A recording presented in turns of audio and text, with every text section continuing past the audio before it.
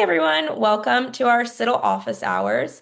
We're so excited to have you here joining us today.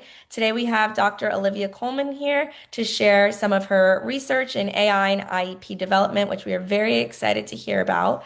So I'm going to go ahead and kick it off, kick it over to Olivia for her to start presenting. Hi, everyone, and thank you for being here. I know it's probably a long day for most of you, so we really appreciate it. But this is an exciting topic. We've talked about it before in office hours, so I'm just going to briefly go through a little bit in case you weren't present for that one, but it's also on the CIDDL website. But today we're going to be talking about yes, what's smart and what's responsible for using AI and IEP development, but also what's next? What are we not thinking of, or are we thinking of but hasn't been implemented yet, especially in regards to practice and research? So, just to let you know, in case you weren't aware, adoption of AI, especially for using it to develop IEPs, is going up. It's increasing.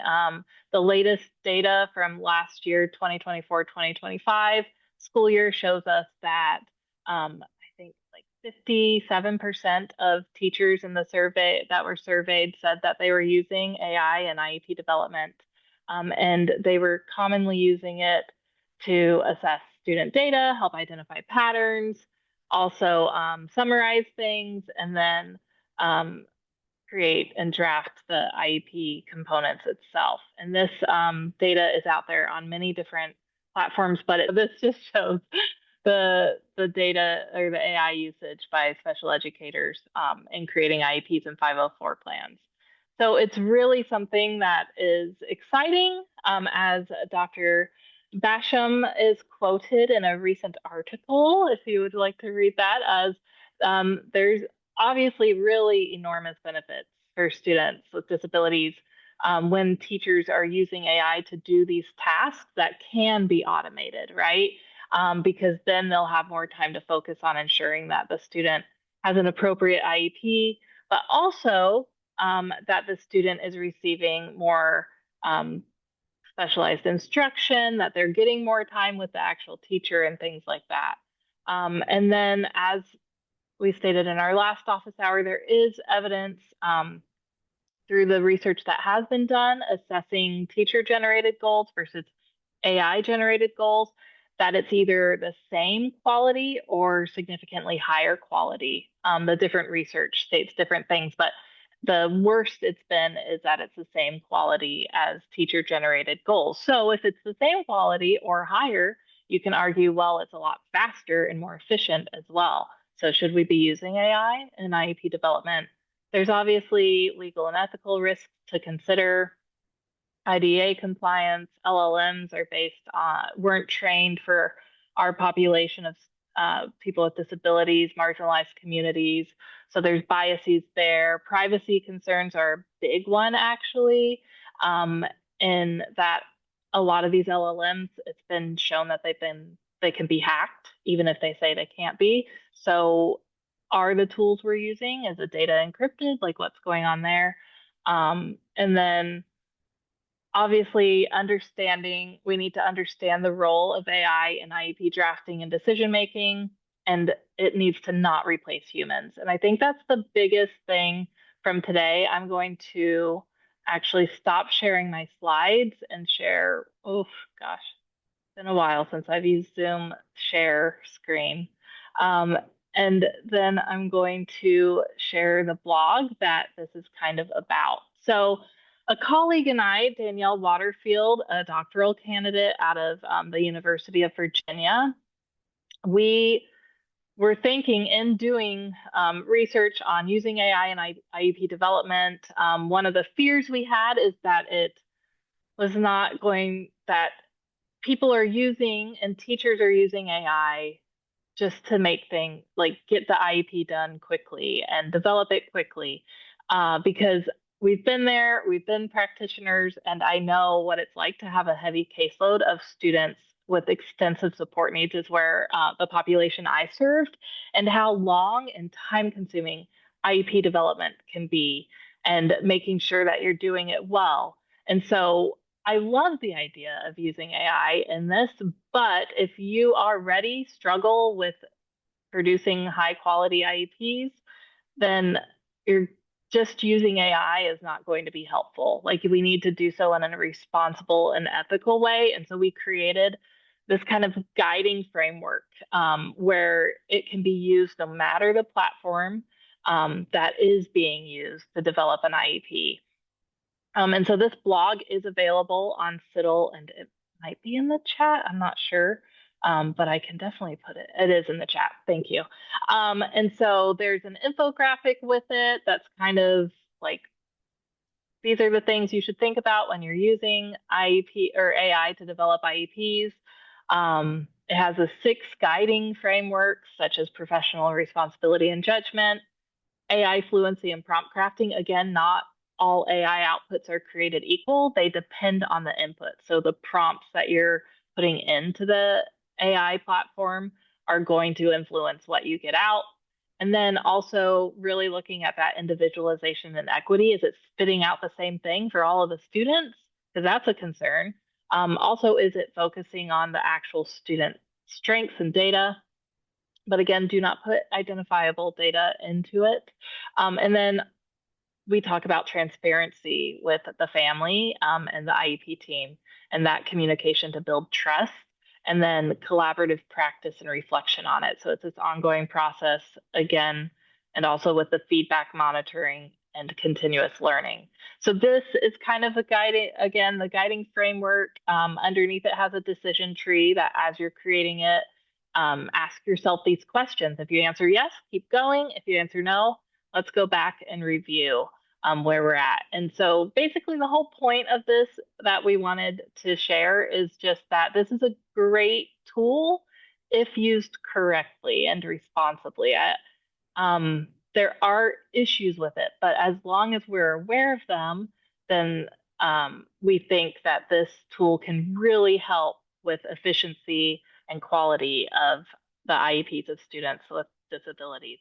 Another thing found in the survey data is that even though more teachers are using it, they're not reporting that they're receiving specific training on how to use it from their district. So again, why we think this guiding framework can be a starting point at the very least for practitioners and districts in using AI to craft IEPs.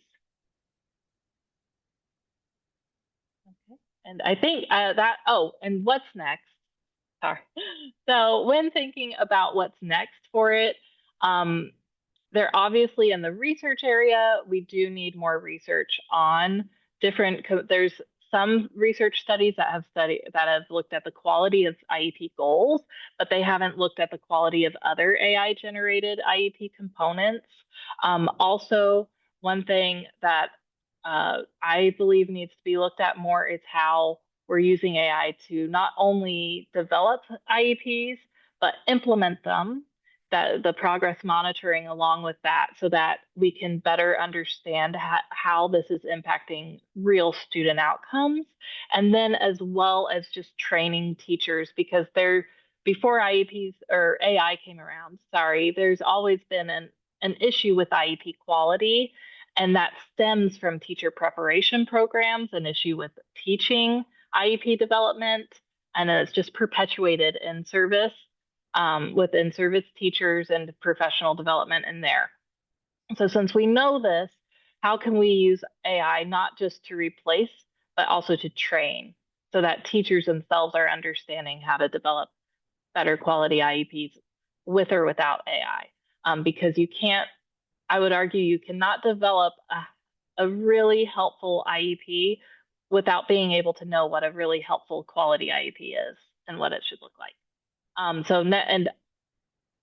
One of the things I am very passionate about is how can we use AI to reframe IEP development and implementation to create inclusive environments and access to those environments for students with disabilities, and not just compliance-based goals or things like that.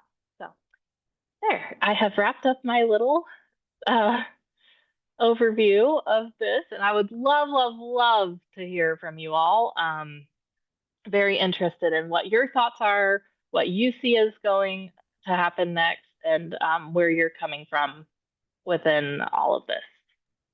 So, Olivia, there were a couple questions in the chat Oh, while you were presenting. Cheryl's asking, are you seeing districts create policies specifically on use in developing IEPs? sorry, I tried to unshare this. Um, with IEPs themselves, because there are districts that are creating guidelines around AI, not as many as should be. Um, but with IEPs, I'm hearing of some districts that are using what the database or the AI platform that they're using the guidelines created by that platform, right? And those are the guidelines they're going forward with. Um, Angelica and Jamie, I know that CIDDL looks at state AI guidelines and things. Are you seeing an influx of anything specific to IEPs with AI usage with that? I know we're starting to get inquiries about it. I know Trey and I actually presented to the A State Board of Education a couple weeks ago. We're not going to name a state, call them out, but I know there's inquiries coming in around this very topic and around data privacy and these issues. I think, unfortunately, many of the districts are just in catch up mode and trying to figure this out. And as you kind of indicated earlier in the talk here today, there's not much preparation going on in this area. And so a Mm-hmm. framework like this that you and your colleagues have worked on are critically important to advancing this work, I think, at least as a ground point for that. Yeah, no, thank you. And I think that IEPs in general, even though they're, the cornerstone of FAPE and these federally mandated documents, right? We have this federal mandate to create these individualized education programs. And then I think we're severely lacking in general with IEPs, but I do think AI provides a very exciting opportunity not only to utilize them and understand them differently, but to do that research and grounding in them as well. That hasn't been done to the extent I believe it should have been done for something that is required by all. I think we have a treasure trove here that we really can unlock if we are, uh, kind of wise about it and do that. And as we know, as people know, we have a host of resources. I just put a link in the website on IEP development on the CIDDL website as a whole, including some of Olivia's earlier work. In fact, some of that earlier work, I know one of your articles was one of the top articles in special education just last year. Oh, Um, education. Yeah, yeah, it was according to Danielle. EDUCAUSE. Yeah, led that. Hmm. Yeah, That's so excellent. I mean, it's something that's really important, and I feel like, and to speak out, please, especially if you are a K through 12 practitioner, like it's really, or in districts or, things like that, it's really something that people want help with to know more about. But that, again, I think we're severely lacking as a field in what it should be done. But I'd love ideas, or how you guys are using it. Olivia, I just wanted to share that I do work with Utah, and the special education directors at the state asked us this year to add questions on the use of AI in IEPs, and they're asking questions like, "Are you aware of the policies on this?" And how do you go about making sure there's transparency? So all of the things that you have in your framework, they were asking us to ask district people and teachers, special ed teachers, about whether or not they're actually doing it. Very, Awesome. very And interesting topic. yeah, and Cheryl, I do know Utah is very ahead of the game as far as like finding out what their teachers are doing with technology and all of that, and very interested. They've really been leading the way with that. So Well, thank you for all your work. It's fabulous. thank you, Cheryl. Hey everybody, it's good to see the CIDDL folk. I'm at the higher education space for those that I'm not familiar with on here. I teach at James Madison University, and I'm in the semester of teaching my first IEP development course. And so this was like a timely topic that popped up on my Facebook feed of like using AI and IEP development. And I actually just last week introduced it to my pre-service students for the present levels. And then this coming week, we'll do goals and the whole thing. But one of the things that was interesting was a few pre-service teachers had hesitancy and reluctance and stated like, "Oh, I don't believe in AI. It's bad," and had a lot of reluctance, which I wasn't quite anticipating. So I'm going to go back and use some of these resources that you shared, articles, decision making, and kind of be more intentional about sort of prepping them for that process. Um, so yeah, it was something that was interesting that I'd comment on. No, that's a really good point, Andy. We do see that more. I mean, it's not the most prevalent, you know, opinion, Oh yeah, especially the now, but it's majority still were out. like, "This is awesome," Yeah, it's but then there still was a out few there. that were hesitant, and then there's also faculty, of course, that are also very hesitant to adopt it into coursework. So there's both kind of that dynamic as I agree. And I do think that these kind of guardrails are really important to put in place and they can help people feel better about using them.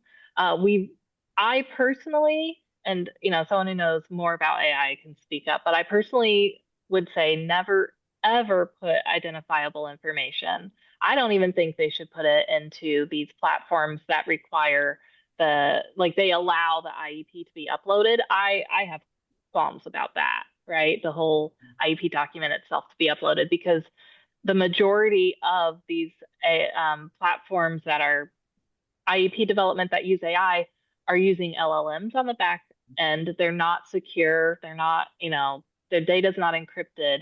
And so while you can say till you're blue in the face that no one's going to be able to access this, we see data breaches all the time with companies that say that, big companies with a lot of money. And so my argument would be just don't put any identifiable information in. And I do think you can get really rich results without putting identifiable information in that you need.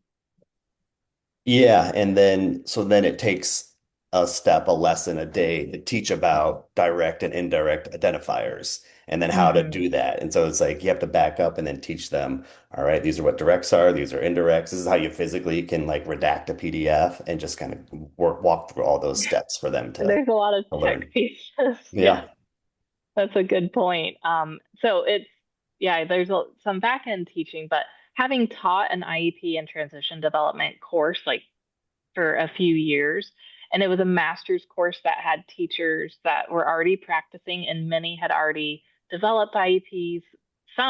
Like one told me she's developed over 150 IEPs and to see the quality, like the students who did better in that course, it's anecdotal, were the ones who had less experience than the ones who did, because the ones who had the most experience thought they knew what they were doing and they were doing it right. And it was not very good as like they thought, but that's how they were trained. That's how they either didn't receive any training in their teacher prep, didn't have a teacher prep, didn't go through teacher preparation, or they had a mentor teacher that also thought they were doing it well and weren't. So I think it's a really important issue regardless of AI, but I really am excited about AI because we're seeing again that with AI you can produce like better quality as long as you have a little bit of knowledge of what you're doing. Um, and again, it like allows more time for teachers. Can help reduce burnout for sure. I spent so much time writing IEPs, guys. So much time.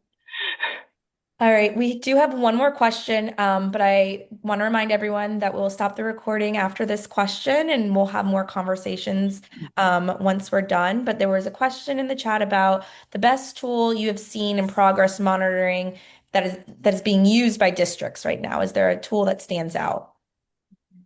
So personally, I like know about tools. I've not I've delved into a few, right? Like Magic School AI, Playground IEP, Conmigo, Able Space. So they all have these components built in. Like, I don't think Magic School really has a progress monitoring. The IEP generator is a tool within it. It's not an IEP platform. But the ones that do either have like Able Space, I believe, has a progress monitoring built within it. But I think that's a piece of these platforms that is still being worked out, and aligning it all as well is is a thing. I know Playground IEP is building out a feature for it, currently doesn't have the feature to align it, and to really do a push for the progress monitoring part of it, because we can't just have really great IEPs and not do anything with the IEPs, then they're not really great, right? So the whole cycle is really important with that. But I have not seen them, but I'm not, I haven't gone through and looked at every single platform that develops IEPs using AI. But I would just argue in general there needs to be a better way um, to implement the IEPs. Great. All right, everyone. Well, thank you for joining us today. As always, this is such an important topic and a fun topic, and well, we appreciate you coming and joining us. I'm going to end the recording here, and you can always find it on our YouTube and a follow-up blog to go along with this recording on our CIDDL website. And we look forward to seeing anyone that's going to CIDDL or to CEC in March. We will be there, and look for us, look for our table in the tech playground. So thanks, everyone. Thank you.